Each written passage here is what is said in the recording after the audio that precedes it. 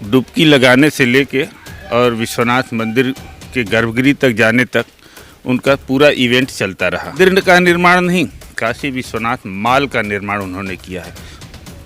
धार्मिक स्थल के बजाय अब वो पर्यटन स्थल के रूप में डेवलप किया जा रहा है। आप ये तो कहेंगे कि एक भी मंदिर नहीं तोड़े, ये तो नया नैरेटिव गढ़ रहे हैं कि मंदिरों को लोग छुपा के रखे थे।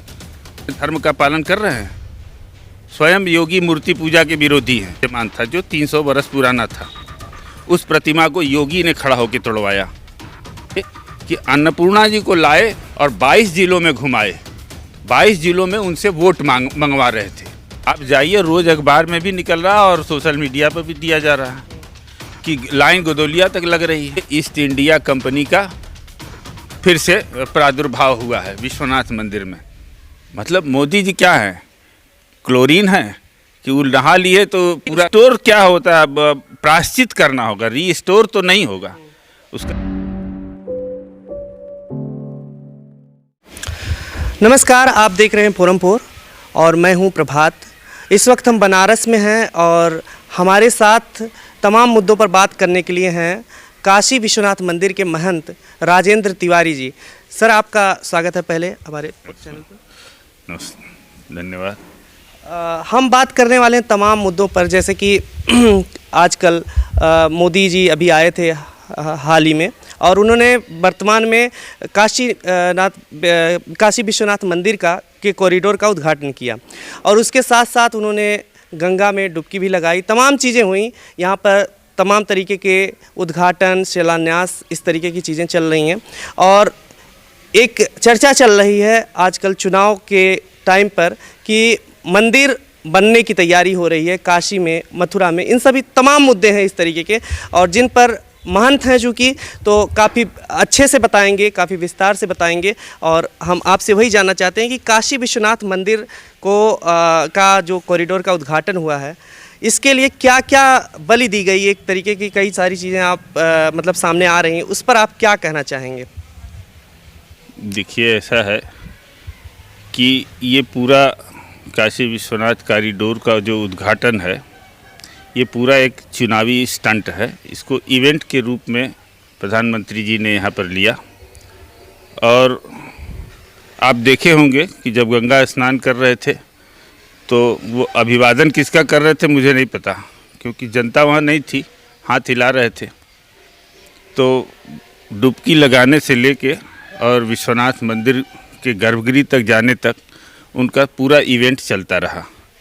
गंगा स्नान करके जब वो चले तो जूता पहनकर चले, और जिस कॉरिडोर की व्याख्या वो कर रहे हैं, वो कॉरिडोर इस रूप में निर्मित किए कि विश्वनाथ मंदिर के गर्भगृह के बाहर तक जूता उतारे और वहाँ जाके जूता उतारे और फिर गर्भगृह के अंदर गए। ये तो रहा उनके इवेंट का एक अपना तरीका। वो इस तरीके से हमेशा करते रहे हैं, जो चर्चा का विषय बनता रहता। लेकिन जो बलिदान की बात कर रहे हैं आप, कि विश्वनाथ कॉरिडोर के निर्माण में जिस तरीके के मंदिरों का बलिदान किया गया, उन मंदिरों का जो काशी खंडोक्त थे, जो स्वयंभू शिवलिंग थे, जिनका स्कंद पुराण में, पद्म पुराण में वर्णन था, उन मंदिरों को जमींदोज करके, उनके अस्तित्व को मिटा करके एक काशी विश्वनाथ मंदिर कॉरिडोर का निर्माण करना, ये मंदिर का निर्माण नहीं, काशी विश्वनाथ मॉल का निर्माण उन्होंने किया है। क्योंकि मंदिर परिसर के अंदर अभी तक के इतिहास में कभी उसके अंदर दुकान नहीं थे। ये 350 दुकान निर्मित किए हैं। कोई होटल नहीं थे, लेकिन ये 3 गेस्ट हाउस बनाए हैं। कोई रेस्टोरेंट नहीं थे, लेकिन एक रिवॉल्विंग रेस्टोरेंट घाट किनारे इन्होंने बनाए। तो ये क्या प्रदर्शित करता है कि मंदिर क्या, मतलब एक धार्मिक स्थल के बजाय अब वो पर्यटन स्थल के रूप में डेवलप किया जा रहा है। काशी साधना की नगरी रही है, साधन की नगरी कभी नहीं रही है। काशी को लोग इस रूप में जानते रहे हैं कि काशी तपोवन के रूप में जानी जाती रही। ये ज्ञान की नगरी रही है। यहाँ ज्ञान का उत्सर्जन होता था। ज्ञान को ग्रहण करने के लिए, साधना को साध्य करने के लिए यहाँ लोग आया करते थे, और अब इसे इनकम का जरिया बनाया जा रहा है, जो काशी की गरिमा के एकदम विपरीत है। वैसे ये पहले प्रधानमंत्री हैं जो धर्म को व्यापार के रूप में प्रस्तुत करने का एक बड़ा इवेंट इन्होंने किया है। और हो सकता है इनके कुछ अनुयायियों को अच्छा लगे, लेकिन जो वास्तव में धार्मिक लोग हैं उनके समझ से ये परे है। लेकिन जैसे कि आपने कहा कि तमाम तरीके के आरोप आप लगा रहे हैं कि जूता पहन करके गए और ये इवेंट क्रिएट करने का एक प्रदर्शन था, और इसके साथ साथ आप कह रहे हैं कि वहाँ पर तमाम तरीके के जिनका वेदों में वर्णन है उनको तोड़ा गया और एक पर्यटन के रूप में विकसित किया जा रहा है। तो क्यों आखिर जिस हिंदुत्व और हिंदू की बात करती है भाजपा, क्या वो उसमें भी कुछ अंतर है? आपको लगता है कि वो हिंदुत्व उसका क्या है? आपको क्या लगता है? सही मामले में पूछिए तो हिंदू कोई धर्म नहीं है। हिंदू एक संप्रदाय है, जैसे अन्य संप्रदाय हैं। इस्लाम संप्रदाय है, सिख संप्रदाय है, क्रिश्चियन संप्रदाय है। धर्म केवल सनातन है। सनातन से इतर कोई धर्म नहीं है। बाकी जितने हैं संप्रदाय हैं, और संप्रदायों का अपना एक तरीका होता है। संप्रदायों को संचालित करने की एक व्यवस्था है, और वो अपने संप्रदाय के प्रति कहीं कट्टरता होती है, कहीं सहिष्णुता होती है। तो उस संप्रदाय को भारत देश में बहुत सारे संप्रदायों का सम्मिश्रण है, और यहाँ हर संप्रदाय के लोग हैं, और उसमें ज़्यादातर हिंदू संप्रदाय के लोग हैं। लेकिन सबको समाहित करके चलने का एक व्यवस्था दिया गया है, जिसका नाम है संविधान। संविधान में सभी संप्रदायों को समाहित करके उसको एक पंथ निरपेक्ष समाज का निर्माण करने की व्यवस्था दी गई है। उस व्यवस्था के तहत संविधान का निर्माण हुआ है। और आज क्या हो रहा है कि संप्रदाय को ही धर्म का रूप जामा पहनाया जा रहा है। अभी कुछ दिनों पहले मोहन भागवत जी का एक स्टेटमेंट आया था। नागपुर में एक संघ की सभा किए थे, जिसमें उन्होंने कहा कि हिंदू धर्मावलंबियों से मेरा अनुरोध है कि वो सनातन धर्म पे चर्चा 50 सालों तक बंद कर दें। मतलब पूरी की पूरी जेनरेशन सनातन धर्म के बारे में अनभिज्ञ हो जाए। फिर जिस तरीके का नैरेटिव ये फैलाते हैं समाज के अंदर, वो नैरेटिव इनका चलता रहेगा। जिसको ये प्रमाण देंगे वो हिंदू होगा, अन्यथा बाकी सब हिंदू नहीं होंगे। जिसको ये प्रमाणित करेंगे वो राष्ट्रवादी होगा, अन्यथा सारे राष्ट्रद्रोही होंगे। तो ये एक तरीके का नैरेटिव फैलाया जा रहा है, जो समाज के लिए और देश के लिए, दोनों के लिए घातक साबित होगा आने वाले समय में। ये जिस नाम पर वोट की राजनीति कर रहे हैं वो हिंदुत्व है इनका, और हिंदुत्व के एजेंडे पर ही वोट लेने की कोशिश होती है। और इनका सारा धर्म वोट के लिए ही है। इनका सारा नैरेटिव जो हिंदुत्व और इस तरीके का तथाकथित हिंदुत्ववादी व्यवस्था है, ये सारा नैरेटिव केवल वोट के लिए है। ये इनसे ज़रा पूछिए, इनके लोगों से पूछिए कि हिंदू धर्म के लिए आपने क्या किया है, सनातन धर्म के लिए आपने क्या किया है।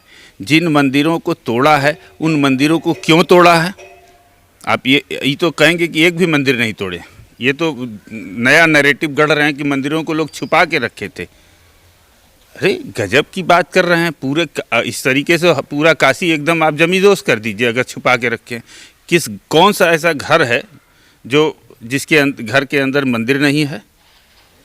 तो सारे लोग मंदिर चुरा के रखे हैं। तो ये तो एक नया तरीके का नैरेटिव गढ़ा जा रहा है समाज के अंदर।